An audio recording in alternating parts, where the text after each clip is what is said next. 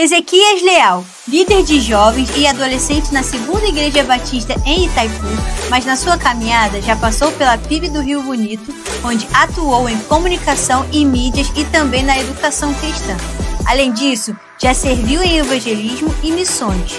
Hoje é seminarista e vice-presidente da Juventude Batista do Estado do Rio de Janeiro, a nossa Juberge. É noivo da Letícia, formado em Direito e trabalha como auxiliar jurídico. E no seu tempo livre gosta de ler um bom livro e de se divertir em jogos de tabuleiro. Então, recebam com muita alegria o seminarista Ezequias Leal.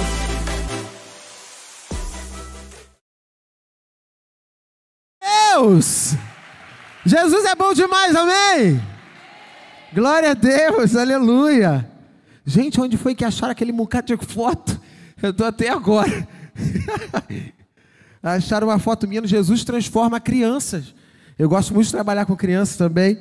E aí uma vez nós fomos lá para Rio Bonito, lá na minha cidade de nascimento, e nós fomos ir em algumas escolas. E para você ver como que é desafiador pregar a palavra de Deus no nosso tempo, algumas das escolas que nós entramos lá naquele dia que a gente foi ali com Jesus Transforma Crianças, algumas escolas falaram que nós não poderíamos falar no nome de Jesus lá dentro. E nós ficamos assim meio que, meu Deus, como faremos agora? Só que a palavra de Deus, ela transcende a toda e qualquer barreira, porque a igreja do Senhor continua firme, de pé, avançando, indo em frente. E por isso, por conta disso, nós criamos uma outra história ali na hora, no lado de fora. Falamos assim, não vamos falar sobre Jesus, o nome de Jesus, mas vamos contar sobre os atributos que ele tem. A gente já vai conduzir esse povo ao amor de Jesus. Amém? Nós estamos falando nessa conferência sobre obediência, mas antes de falar sobre obediência, eu queria falar um pouquinho sobre quem veio comigo, tá? Veio comigo a minha noiva, a Letícia, que está ali atrás. Faz assim, amor, para as pessoas te conhecerem. Estamos a 20 e alguns dias do nosso casamento, tá? Contagem regressiva. O coração a todo vapor. Ó, da minha igreja vieram alguns jovens que quando falaram, Juventude de Itaipu, eles gritaram lá, mas vieram também alguns jovens sêniores, alguns jovens mais tempo, sabe? Algumas pessoas que estão mais jubiladas assim. Então, juventude jubilada, dá um oi aí pro povo. Aí. É um prazer estar aqui com vocês, gente. É uma honra estar aqui e saber do que Deus tem feito nesse lugar. E saber o que Ele está ministrando aos nossos corações também. Então, eu vou te pedir, por gentileza, para abrir a Bíblia comigo, lá em Romanos, capítulo de número 6.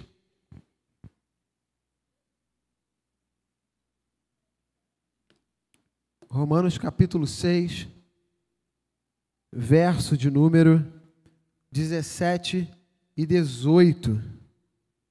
Romanos, capítulo de número 6, verso de número 17 e 18. Diz assim a palavra do Senhor. Mas graças a Deus, porque outrora vocês eram escravos do pecado. Contudo, viestes a obedecer de coração à forma da doutrina a que fostes entregues.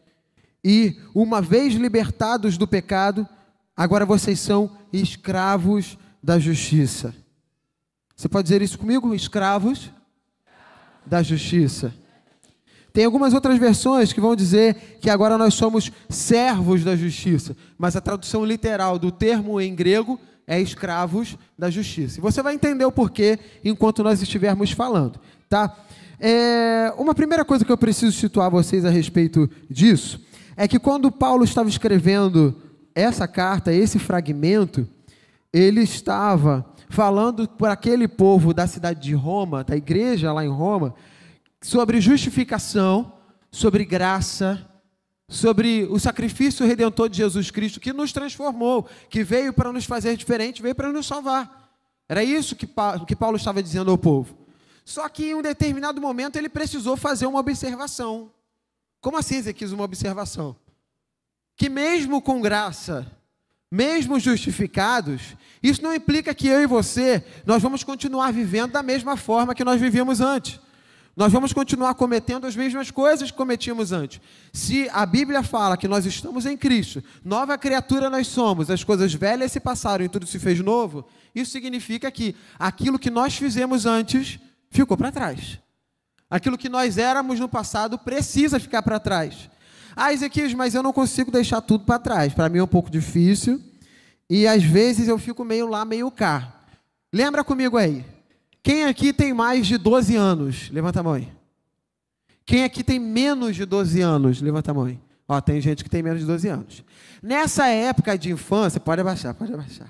Nessa época de infância, nós brincávamos de algumas brincadeiras. Eu não sei na sua rua, com o teu povo, na sua casa, mas lá na minha rua, eu brincava com algumas brincadeiras que quando a gente precisava fazer uma pausa, quando a mãe chamava, quando a mãe dentro de casa gritava, Ezequias, vem cá, porque minha mãe grita forte, impetuosa, ela é assembleana, então grita forte. E aí, minha mãe gritava me chamando e eu tinha que correr para ir para casa. Eu falava uma coisa no jogo. Tô de licença, lembra disso? Quem aqui já falou tô de licença? Todo mundo já brincou de tô de licença. E aí o jogo parava, para você não estava valendo mais. Você estava ali num ambiente neutro. Você não estava nem entre as pessoas que foram encontradas e que estavam eliminadas, e nem dentro do bolo de pessoas que ainda estavam no jogo ali concorrendo, para ver se ganhava ou perdia. Agora, na vida cristã, não existe, pense comigo, não existe possibilidade alguma de neutralidade. Ou você está de um lado, ou você está do outro. E você precisa fazer a sua escolha. Quando nós falamos sobre isso e vemos esse texto que Paulo falou, a primeira coisa que a gente pode pensar é a respeito do que é obediência. Obediência, no significado original, obediência quer dizer alguém que não tem mais autonomia própria e que vive agora para obedecer o seu Senhor. Agora essa pessoa vive para obedecer o seu Senhor. Só que muitas das vezes a gente tem essa dificuldade em virar a chave de que agora nós temos um Senhor que zela por nós, que está junto com a gente e que nós precisamos obedecer integralmente a esse Senhor. Lembra do que foi falado aqui ainda há pouco na ministração do louvor e da dança? Não é pela metade, não é 10%, não é só um pouquinho, é você por inteiro. É a integralidade, que palavra difícil, né? Você inteiro, dos pés à cabeça, com todos os seus fios de cabelo, e até para outras pessoas, como o seminarista Davi, que não tem cabelos, até a sua careca, da careca até os pés. Agora pensa comigo, quando Paulo estava falando para esse povo, a primeira coisa que fica evidenciado nisso que nós lemos, é o pecado. Se você puder, pode deixar ali para mim o verso 17, Romanos 6, 17. Diz assim, ó, mas graças a Deus, porque embora tenha sido o quê? Escravos do pecado. Nós um dia fomos escravos do pecado. Escravos a ponto de que nós nos entregamos a esse pecado, caindo no Éden. Nós vivemos o jugo desse pecado, nós fomos separados de Deus, estávamos distantes da glória do nosso Pai, e não havia nada que as nossas mãos poderiam fazer para voltar. Pela nossa própria força, jamais aconteceria. Nós não conseguiríamos. Nós estamos completamente, totalmente aprisionados pelo pecado. As pessoas até tentaram encontrar alguma solução na terra, entre os homens, mas não encontraram, porque nada em nós era capaz de tocar aquilo que era santo, que era puro. Nós estávamos sujos, maculados pelo pecado, nossas vestes estavam completamente imundas, distantes nós estávamos da glória de Deus. Mas foi nesse momento, em um ato redentor, que nós recebemos de Deus algo incrível, algo extraordinário. Esse mesmo Deus é o Deus que faz nos ver Como diz lá em Jeremias, capítulo 17, verso 9, a primeira parte dele, que antes, no passado, antes de ter um encontro com Jesus, nós, eu e você, nós seguimos uma vontade que não era a vontade de Deus, que desagradava completamente a Deus. E em Jeremias ele vai dizer que enganoso é o coração do homem, mais que qualquer outra coisa. Antes, então, nós seguimos as vontades desse coração que era enganoso, que nos levavam a caminhos ruins, que nos levavam a caminhos de perdição, que nos levavam a lugares que não tinham vida, mas lugares de morte. Em Cristo Jesus nós podemos ver aquilo que nós fomos no passado. Nós podemos olhar e enxergar, nossa, tem algo diferente em mim. Porque eu não sei se você já fez a experiência de acordar durante a noite com a casa inteira apagada. Tá durante a madrugada, perdeu o sono, acordou, a casa toda apagada. Você consegue ver uma coisa, alguma coisa, sim ou não? Não, porque não há luz. Um dia nós estávamos lá, nas trevas, não havia luz. E assim nós não conseguíamos ver aquilo que era problema em nós. Até que Jesus Cristo veio como a luz do mundo, aquele que transforma e que faz viver, veio até nós, trouxe luz. E aquilo que nós não poderíamos ver, agora nós vemos. Agora a gente olha para nós mesmos e vemos as nossas vestes sujas, imundas, manchadas pelo pecado. Mas esse mesmo Deus, Ele nos faz de novo. Ele nos faz diferentes. Ele nos faz do zero, sem remendos, para ser completamente novo. Então o primeiro ponto disso que eu consigo observar aqui, quando Paulo fala, é a questão de que nós éramos pecadores. O segundo ponto é a questão que houve libertação para os pecadores. As algemas foram ao chão, como nós vimos aqui agora. Ouviram-se sons de algema, porque os pecadores se tornaram livres. Porque Jesus verteu o sangue na cruz para poder salvar a minha e a sua vida, para lavar a minha e as suas vestes, ou melhor, para nos dar vestes novas, limpas, limpíssimas. E a palavra de Deus diz, nesse texto que nós lemos, no verso 18, vocês foram libertos do pecado e tornaram-se escravos da justiça.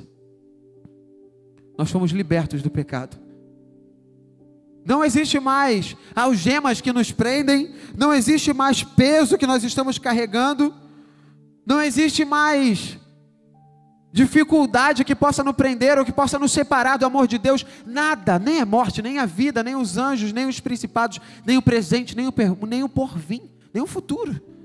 Nada pode nos separar do amor de Deus. Estou certo de que nada pode nos separar do amor de Deus.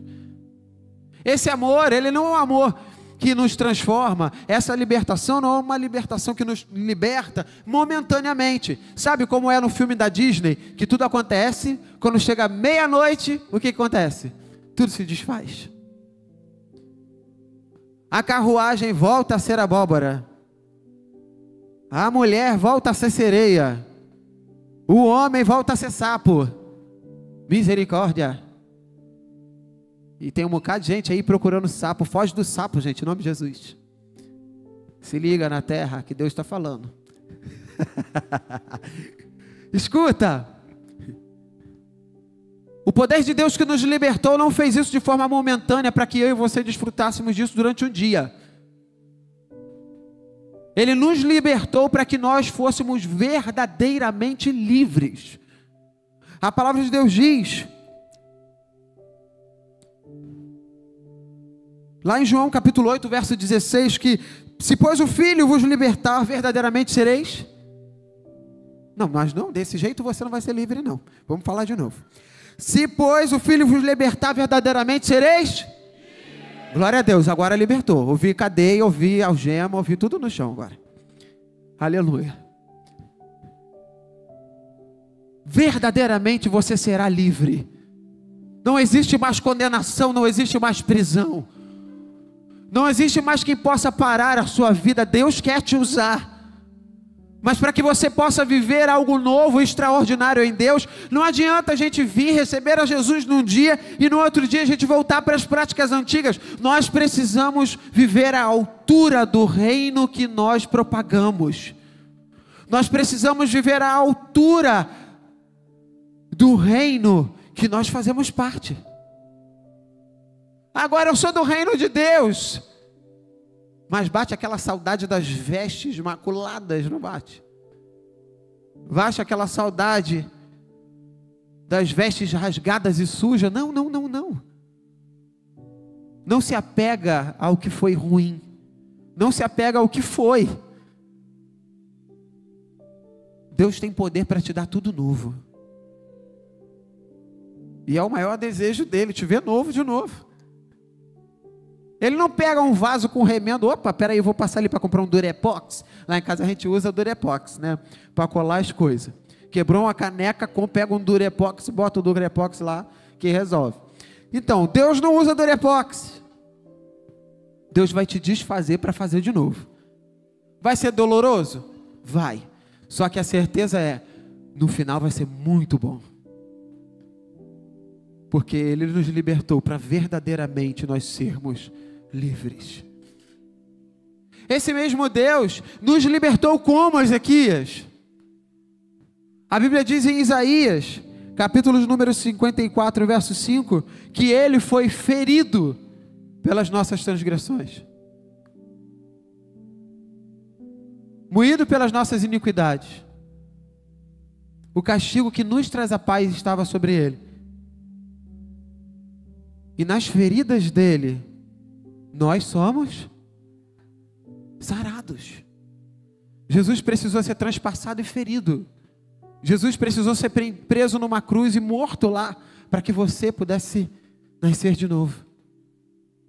Nascer de novo do Espírito, nascer de novo para boas obras, nascer de novo para uma vida nova, nascer de novo, ser novo de novo. É esse o desejo do Senhor para a sua vida.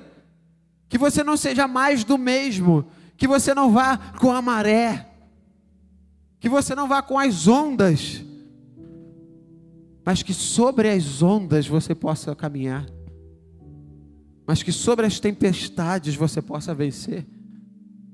Antes o pecado te fez prisioneiro, antes o pecado te segurava em coisas ruins, só que Deus te libertou, como eu disse. Só que a questão que a gente para pensar é a seguinte: para quê que Deus me libertou? Para quê que eu fui feito livre? Qual a finalidade dessa liberdade que Deus me deu? E aí é onde eu entro no terceiro ponto que eu vim para falar com você. E é um terceiro ponto que você já conhece. Está escrito na camisa que você está vestindo aqui da igreja. O terceiro ponto é obediência. Deus nos chamou para viver uma vida em obediência. Deus nos chamou para sermos diferentes. Porque lá no texto que nós lemos, no capítulo 6, verso 18, parte B, disse: e tornaram-se escravos da justiça. Escravos da justiça é o que nós nos tornamos.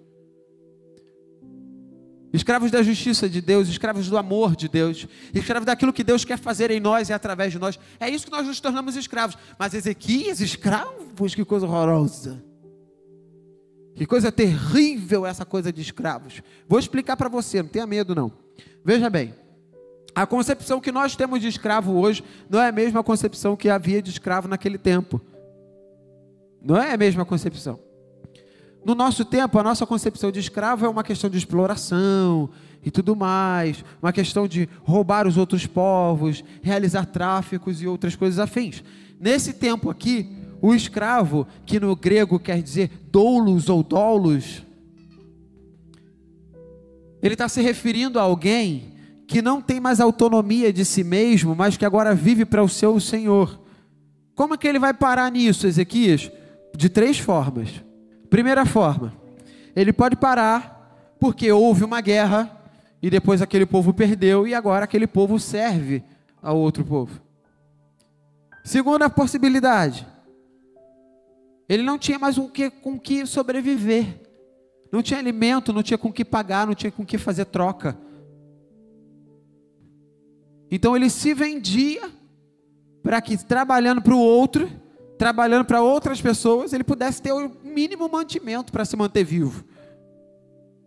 E a terceira forma de se tornar um escravo desse tempo é alguém que tinha uma dívida muito grande, uma dívida impagável, e que para tentar pagar essa dívida, ele trabalhava para esse senhor.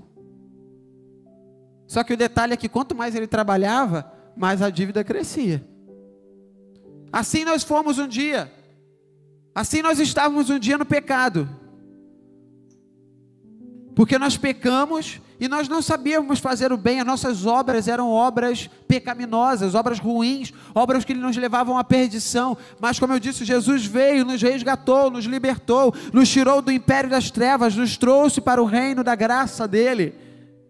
E agora, nós somos escravos da justiça, nós somos escravos do amor de Deus, nós somos escravos desse Deus que nos ama tanto.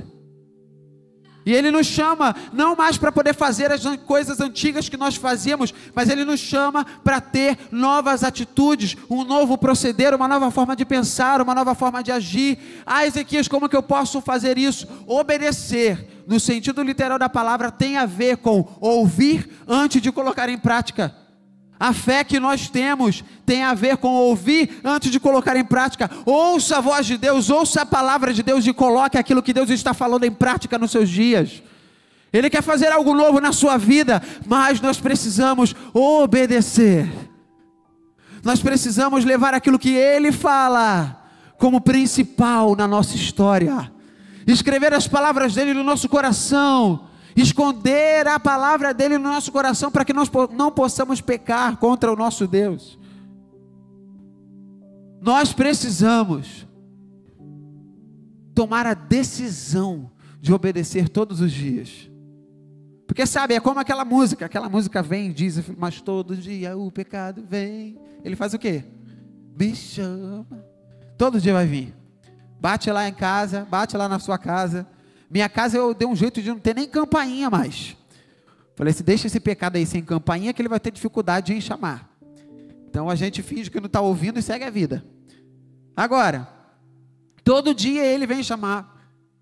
Todo dia as coisas ruins desse mundo batem à sua porta, seja através de alguém que está do seu lado, seja através de uma amizade, seja através de um grupo que está conversando algo que não te aproxima de Deus, seja através de coisas, de objetos, de vícios, de práticas que não te aproximam daquilo que Deus tem planejado para a sua vida. Só que quando nós paramos, ouvimos aquilo que Ele quer e colocamos isso em prática, a história é outra, porque começa a acontecer uma transformação. A palavra de Deus diz que a fé vem pelo ouvir, e ouvir o quê? A palavra de Deus. É essa mesma palavra de Deus entrando em cada um de nós, penetrando em cada coração, em cada mente, ela ali faz morada, e fazendo morada, ela nos faz começar a pensar diferente. E aí, pensando diferente, a gente vai lá para aquilo que Paulo disse: transformai-vos pela renovação da mente. É diferente, você precisa ser diferente. Não é mais como antes, é alguém novo. Obedecer tem a ver com deixar-se ser transformado por Deus, para tudo aquilo que Ele quer fazer na sua vida. Ah, Ezequias, eu tenho medo do que Deus vai fazer na sua vida. Não tenha medo não, viu?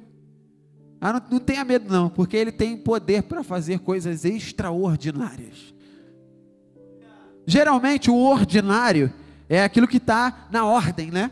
Aquilo que as pessoas falam, ah não, isso aqui vai acontecer com fulano. Ele botou 1 mais 1, vai dar 2. Ele estudou, vai passar. Ele buscou, vai encontrar. Agora, quando a gente fala sobre viver o extraordinário de Deus, é sobre algo que não estava nessa equação. É sobre algo que te leva a lugares diferentes. É sobre mudança na história. É sobre encontrar Jesus no meio do caminho. Jesus fala assim, espera aí, calma, agora você é meu e eu quero você para fazer a minha obra.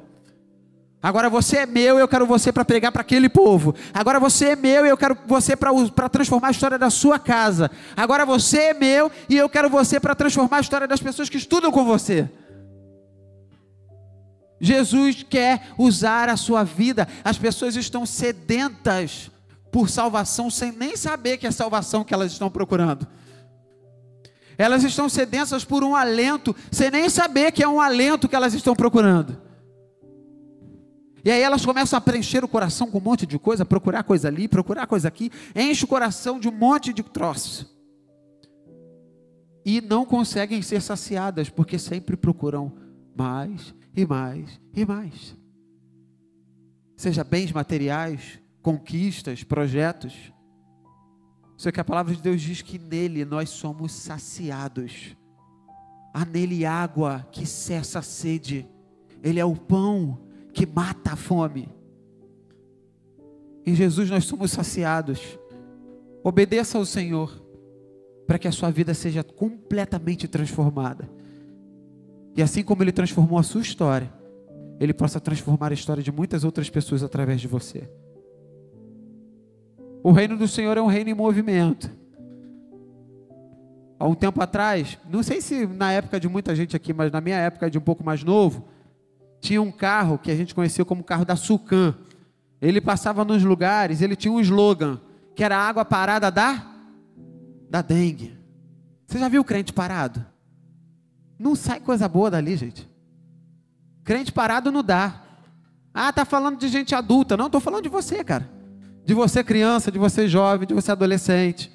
Esteja em movimento. Jesus quer te usar para fazer coisas incríveis. Jesus quer te usar para fazer extraordinário na vida de alguém. Ah, Ezequias, como que eu posso ser alguém mais parecido com Jesus nesse tempo? E a gente volta pelo que a gente falou. Pelas nossas próprias mãos? É impossível. Mas Jesus pode transformar a sua vida.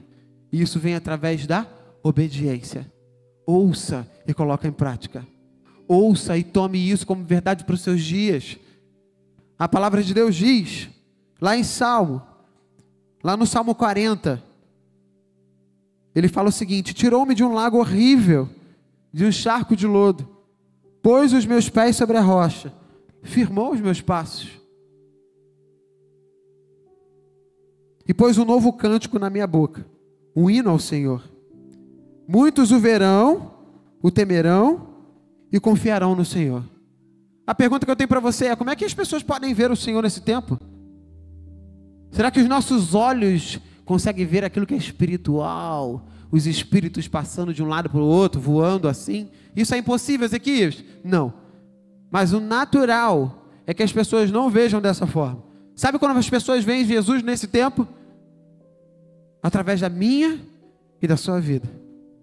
E para que as pessoas possam enxergar Jesus nesse tempo, através da minha e da sua vida, nós precisamos deixar com que a nossa vida seja transformada pelo Senhor. Obedecer, e obedecendo, sermos transformados pelo Senhor, para ser alguém novo, alguém diferente, alguém que não olha para trás, alguém que não carrega as coisas do passado, alguém que não, porque tem muita gente que vive algo novo, que passa por uma etapa, que está vivendo uma fase nova na vida, mas não esquece o velho homem. Guarda na sua casa, num cômodo lá do fundo, o velho homem dentro de um caixão, apodrecido lá.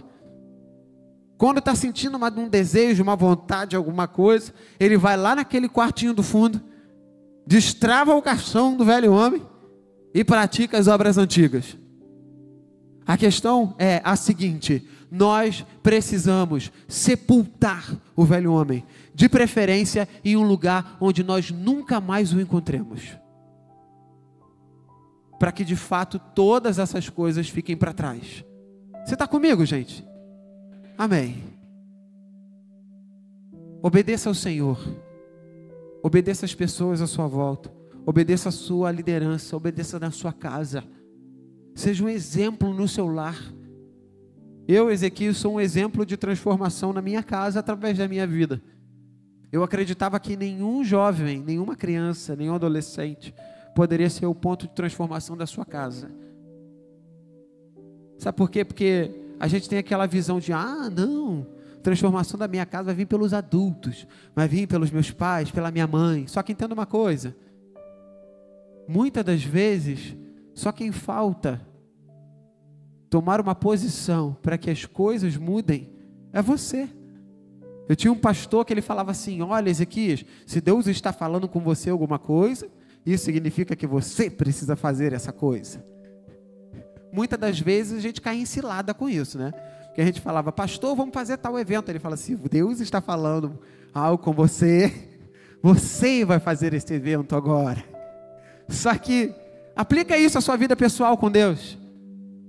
Se Deus está falando sobre a sua vida, no teu coração, na sua mente, que Ele pode fazer algo novo na sua casa, talvez você seja a ferramenta útil que Ele vai usar lá dentro da sua casa para transformar a sua história. Só que muitas das vezes a gente ouve a voz de Deus, Deus fala: eu vou te usar, eu vou usar a sua vida, você é meu instrumento, você é alguém novo, eu tenho um projeto para a sua história. Você ouve e não coloca aquilo em prática. Por isso que eu falei com você que obedecer tem a ver com ouvir e colocar em prática. Coloque em prática aquilo que Deus está falando sobre a tua vida. Viva aquilo que Deus está falando sobre a tua vida. Se Ele te chamou, se Ele está dizendo que é para você ir, vá, porque é Ele que garante o caminho e a chegada. É Ele que estende a mão para te abençoar. É Ele quem faz algo novo na sua história. É Ele que transforma a vida do mais pecador do mundo, para que seja completamente cheio de Deus, e para que as pessoas possam ver o Senhor através de nós. Não existe outra saída. Se você foi liberto pelo pecado, por Deus, agora você tem uma dívida eterna com a justiça e com o amor. Sua dívida é eterna. Não existe mais forma de sair. Sabe, a gente tem até músicas que cantam sobre isso. Quem tem posto a mão no arado, não pode mais voltar atrás. Quem começou algo, meu filho, não desiste não. Tem que terminar. E nessa trajetória, e nesse caminho, dificuldades vão vir. Coisas ruins vão acontecer. Deus nunca disse para você que seria um mundo de flores, seria cheio de algodão doce, flores de marshmallows. Não era assim que Deus falou que seria. Deus disse para você que nós teríamos nesse mundo aflição. Só que nós precisamos ter bom ânimo, porque Ele venceu. E esse mesmo Deus disse que estaria conosco até a consumação dos séculos. Esse Deus está com você. Esse Deus está com você nos seus dias.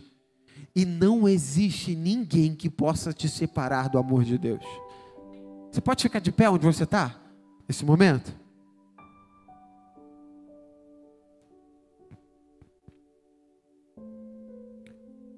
Só lembrando daquilo que nós falamos que um dia fomos pecadores, que hoje nós fomos libertos por Deus e hoje nós somos escravos da justiça de Deus. Nós somos parte do reino de Deus aqui. Nós somos embaixadores de tudo o que Ele tem feito nesse tempo. Então, se o mundo precisa ver um testemunho de Jesus, ele não vai simplesmente chegar para você e falar assim: me conta o testemunho de Jesus. Ele vai olhar para a sua vida, para a sua história, e vai ver como que você age na sociedade. Eu te convido a refletir nesse momento: como que você tem agido na sociedade? Como que você tem agido quando ninguém está mais vendo? O que você tem feito quando as portas do seu quarto estão fechadas? As janelas, ninguém consegue olhar lá dentro. Como que tem sido? Como que tem acontecido isso? Será que você tem ouvido a voz de Deus te chamando para um relacionamento próximo, te chamando para ser diferente, te chamando para deixar coisas para trás, e você tem seguido isso? Ou quando ninguém está vendo, quando as portas estão fechadas, quando ninguém está observando, você ainda continua carregando as coisas do passado? Jesus te chama para ser diferente. Um chamado para ser diferente é você. Você foi chamado para ser diferente. Não existe nenhuma causa impossível que Deus não possa fazer. Não existe nenhuma história impossível de ser mudada que Deus não pode mudar.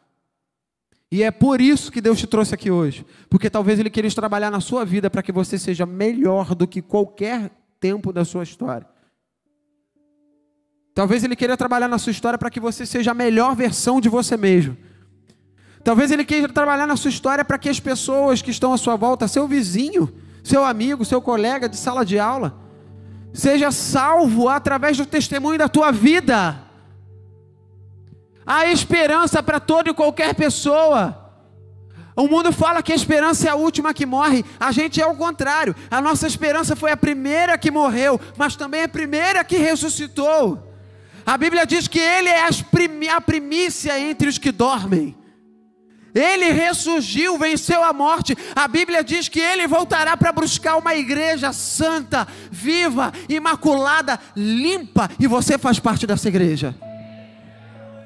Não é para você viver como você vivia antes, mas é novo de novo, é completamente diferente, é vestes novas, é pensamento novo, é forma de falar nova, é caminhar novo. As pessoas já não mais te reconhecerão como aquele que peca, mas as pessoas te reconhecerão como filho de Deus, onde quer que você esteja. Ouça a voz do Senhor, obedeça, coloque em prática aquilo que Deus está dizendo. Jesus quer te levar a tempos novos, mas existem lugares em que Deus quer te levar que não cabem as bagagens que nós trouxemos até aqui. Deixa as bagagens para trás. Deixa as suas malas para trás.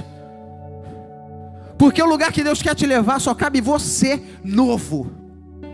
Só cabe você diferente. Só cabe você com vestes novas. Só cabe você sendo um instrumento útil na mão do Senhor. Sabe por quê? Porque um alicate quebrado não serve, uma faca quebrada não serve, uma pá caída não serve. Mas Deus quer te fazer de novo, para te fazer um instrumento útil nas mãos dEle, para uma obra incrível, sobrenatural nesse tempo. Não existe impossível para Deus. E o nosso Deus tem poder para derrubar toda a muralha sobre a sua vida. Existe uma grande muralha, existe uma porta que não pode ser aberta, existe uma parede que não tem saída, existe uma montanha inescalável. O nosso Deus pode, o nosso Deus faz, o nosso Deus pode, o nosso Deus faz, meu irmão. Quando nós nos alegramos em vir à casa dele, não é pelo templo, e esse templo aqui, diga-se de passagem que é lindo, só que não é pelo templo, não é pelo palco, não é pelos ministros que aqui estão, é porque quando nós viemos aqui, nós viemos para entregar a nossa vida ao Senhor como culto e para celebrar a presença dEle em nós todos os dias. Obedeça a vida, obedeça a palavra de Deus para que você tenha vida, e não qualquer vida, mas vida em abundância. Obedeça a palavra de Deus para que você seja aquilo que Ele planejou para a sua história. E a Bíblia diz que é só você querer, porque Jesus já quer. Pergunta para a pessoa que está do seu lado aí, isso aí, está querendo, é? Está querendo? A Bíblia diz que se nós nos achegarmos para Deus, Ele se chegará a nós. Sabe como um imã? Na época de criança que a gente brincava, botava um imã de um lado, um imã de outro, e o imã, pá, juntava. Achegai-vos a Deus, Ele chegará a vós. Achegai-vos a Deus, Ele chegará a vós e vai fazer coisa incrível na sua história. Achegai-vos a Deus. E você foi chamado para viver vida em abundância por toda a eternidade. Eu não sei você, mas eu quero viver na eternidade. Tem pouca gente que quer viver na eternidade aqui hoje. Tem pouca gente? Eu não sei você, mas eu quero viver na eternidade. Eu não sei você, mas eu quero ver a face do meu Rei. Mas para isso eu preciso obedecer e colocar em prática aquilo que eu ouço do nosso Senhor. Então eu gostaria de, nesse momento, a minha primeira palavra final para a gente concluir é a seguinte: você jovem que já é cristão, Você jovem que já recebeu o Senhor como Salvador da sua vida. Você jovem que diz que faz parte do reino soberano do Senhor. Escute, o nosso Deus tem pressa e Ele quer te usar. O nosso Deus tem um projeto para fazer na sua vida. Não tenha vergonha, porque o inferno não tem vergonha de condenar pessoas para a perdição. Deus te chamou para levar pessoas à salvação. A segunda coisa que eu tenho para falar hoje é para você que ainda não recebeu Jesus como Salvador. Existe um Deus que ama tanto que a gente não consegue medir. Existe um Deus que salva tanto que não para em nós, passa da gente. Existe um Deus que transforma a história de lares, de famílias, de corações, que cura traumas, que cura depressão, que faz o doente ficar são, que faz paralítico andar, que faz cego ver, que faz surdo ouvir. Esse mesmo Deus, essas coisas estão escritas aqui, mas esse mesmo Deus continua fazendo no nosso tempo. Não existe causa impossível, e se você acha que você ainda não veio para Jesus porque tem uma causa impossível na sua vida, eu quero dizer, Jesus pode. Jesus pode fazer na sua vida. Jesus pode fazer na sua história. E mais, talvez, Ezequias, eu não esteja pronto para seguir a Jesus. Meu detalhe para você é, ninguém está pronto. Ninguém nunca está pronto. Eu tenho a teoria do bonde andando, sabe? A teoria do bonde andando é o seguinte, que nós como cristãos, nós saímos pegando todo mundo, e no bonde andando nós somos transformados. É assim que acontece. Então, se você vê alguém perdido, se você vê alguém que ainda não recebeu Jesus como Salvador, arranca no braço dessa pessoa, vamos andando, porque no caminho Jesus transforma, no caminho Jesus faz novo de novo, no caminho Jesus pode fazer muito mais do que pedimos e pensamos, no caminho.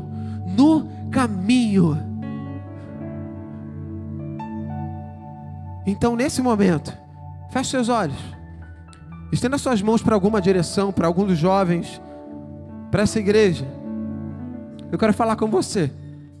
Se você entrou nessa noite, aqui nesse lugar, e a palavra do Senhor falou o seu coração, seja no louvor, seja na dança, seja aqui na palavra, seja na descontração que nós fizemos, seja num aperto de mão que você recebeu, eu convido você nesse momento, vem, Jesus te chama.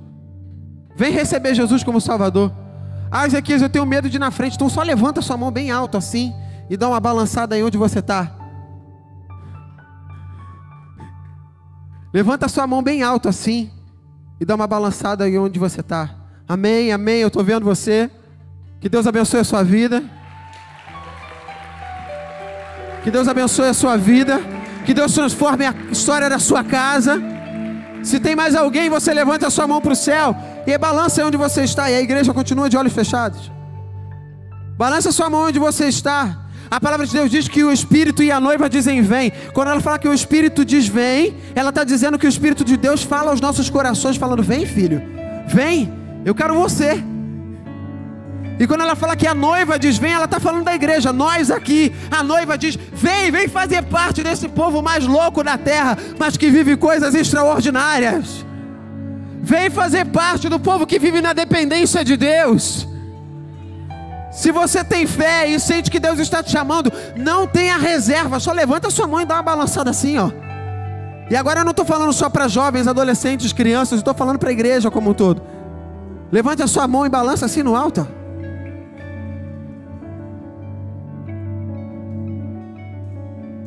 Deus te ama e quer fazer algo novo na sua vida. Que Deus te dê uma outra oportunidade. Que nós tenhamos tempo para que você seja alcançado por Deus, para que você seja transformado por Deus e para que coisas novas aconteçam na sua vida. Vamos orar. Vamos orar. Pai bendito, muito obrigado, ó Deus.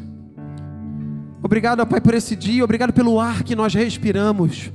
Obrigado, ó Pai, por aquilo que comemos, pelo que vestimos, pelo que pensamos, pela alegria de ter os nossos irmãos por perto, ó Deus.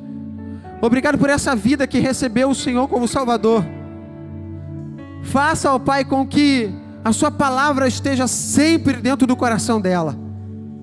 Faça, ó Pai, com que o nome dela esteja escrito aí no livro da vida, ó Pai.